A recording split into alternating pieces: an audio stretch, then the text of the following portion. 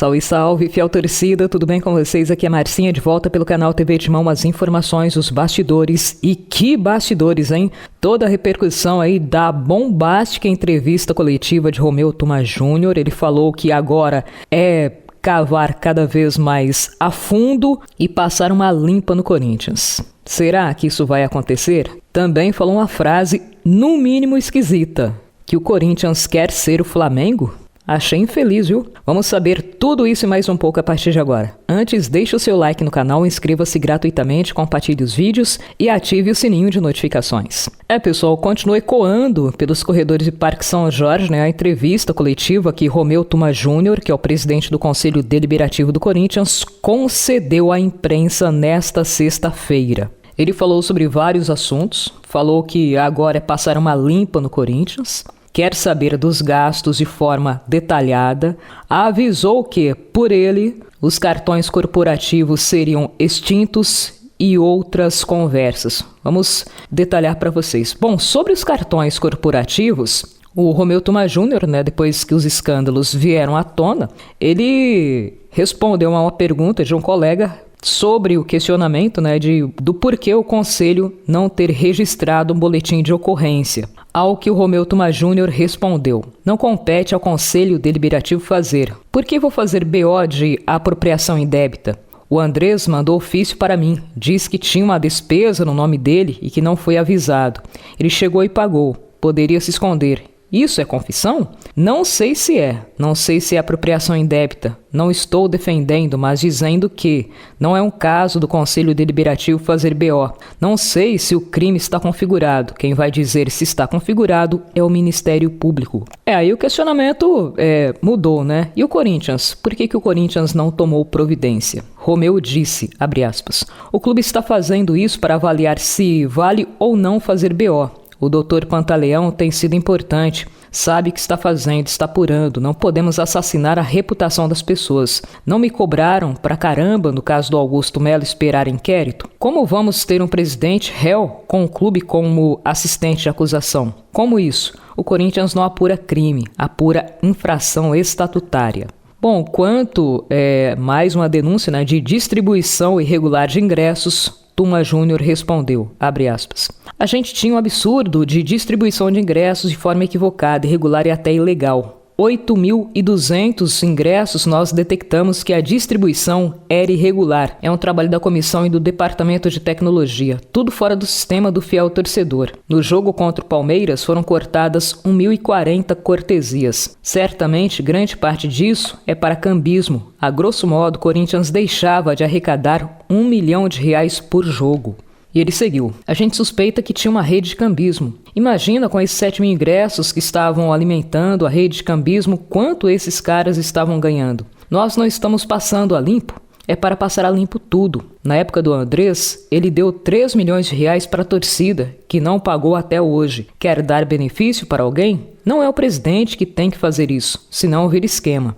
Quer fazer as coisas? É institucionalmente. Presidente quer dar presente, facilidade, cortesia? Passa no Conselho, no CORE, no Conselho Fiscal. Bom, o Tuma Júnior também foi questionado sobre uma suposta proteção a Andrés Sanches, abre aspas. O Andrés, que eu fiquei no pé 16 anos, fui na justiça contra ele. Hoje falam que eu sou cria da Renovação e Transparência. Sabe o que eu tenho de similaridade com a Renovação e Transparência? As iniciais RT. Mas ele sempre me respeitou. Eu nunca sofri com a Renovação e Transparência o que senti na gestão Augusto Melo. Fecha aspas. Já sobre a opinião a Augusto Melo, Romeu Tuma Júnior afirmou que, abre aspas, eu deixei de ser candidato a presidente para unir a oposição. Se eu imaginasse que com o dia de mandato ele iria roubar o Corinthians, eu jamais desistiria da minha candidatura. Eu estou vendo ainda a possibilidade de ele voltar. Se ele voltar, sabe o que vai acontecer? Temos 6 impeachments ainda para votar. Aí vai ser afasta, volta, ou a gente vira a página dia 9 ou esquece. Fecha isso aqui e vamos embora.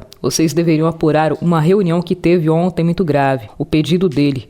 Não vou falar mais, senão não chego em casa hoje. Fecha aspas.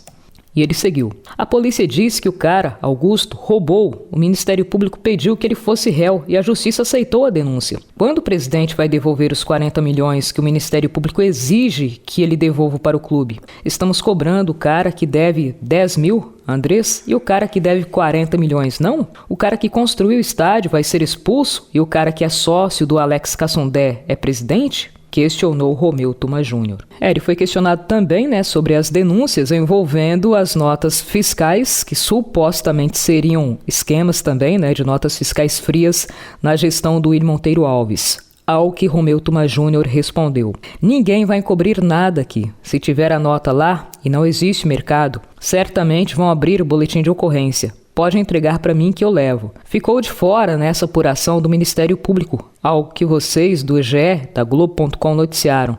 Vocês noticiaram que o COAF apontou o uso do cartão do clube. Ele viu movimentações atípicas no cartão do Corinthians. Não vi nada sobre isso. Vou levar ao Ministério Público isso. Eu não posso investigar. Quando eu for para o Ministério Público, farei questão de levar essa notícia de vocês, que é grave. A coletiva de imprensa aí do Tuma Júnior durou mais de 1 hora e, deixou uma frase que repercutiu bastante, Ele disse, abre aspas, o Corinthians precisa virar essa página do impeachment do Augusto Melo. Precisa renascer das cinzas, precisa funcionar. Renascer das cinzas, sabe por quê? Quero voar como águia. A águia voa com águia. A gente quer ser um Flamengo e vamos ser, afirmou Tuma Júnior. Bom, vamos dividir em partes. Se uma pessoa for realmente condenada por um crime, não tem crime pequeno, crimezinho e crimezão. Se for crime, é crime para todo mundo. Seja 10 mil, seja 40 milhões. Os dois, se forem realmente constatadas as irregularidades e se forem sim culpados, tem que pagar. Aí porque um foi apontado por desviar 10 mil e outro 40 milhões, só um é punido e o outro não? Ô gente, me ajuda, Tuma Júnior, infeliz, parte 2. E outra, se essas irregularidades já vinham de gestões passadas, por que não foram apuradas à época? Romeu Tuma Júnior está passando pano nas gestões passadas? Por quê? Por que ele, como integrante aí do Conselho do Corinthians, também não se moveu para investigar essas supostas irregularidades? Supostas, porque não foram provadas ainda. Mas por que também não se levantou, não fez alguma coisa? E só agora? Então, gente, realmente tem que ser apurado a fundo. Se não há débito, se ninguém está devendo, abram as contas, que seja investigado. Aí ele falou também que não cabe ao Conselho fazer BO. Claro que não, mas por que não levou, se houve realmente uma suspeita fundada de irregularidade, não levou ao conhecimento das autoridades competentes para que estas irregularidades fossem apuradas com a devida lisura?